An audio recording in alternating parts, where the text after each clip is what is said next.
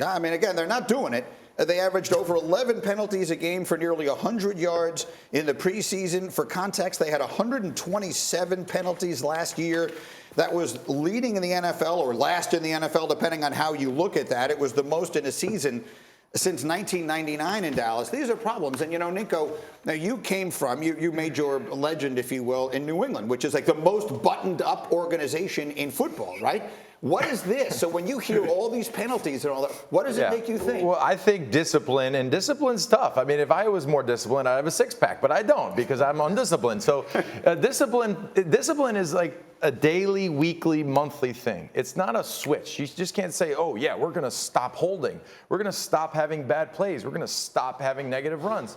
That's something that you do in practice. That's something that the coaches are on the players and corrections and making sure that we're playing penalty-free. Because the last time I checked, when you have a lot of penalties, those negative plays turn into longer down and distances, which when you're playing from behind the sticks, it's almost impossible to put together a good drive. And you've seen it. You've seen it in any game where the flags are thrown. When you see the flags, the drives are stalled. So they have to be better, and that starts in practice. And it's not just like, hey, we're going to have less penalties next week. That doesn't. It's from daily routines of making sure that we're not grabbing, we're not holding, and we're making the right plays. But so I like that, and you said it in our meeting this morning. Discipline is something you do every day, and what this suggests is either they're not doing it every day, or whatever it is they're doing, it isn't working, Mike. So what does that mean?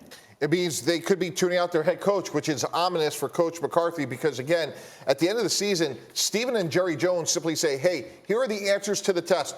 Number one in offense, you're doing great there, but clock management has to be fixed, and these penalties are killing us, just as Nico just said.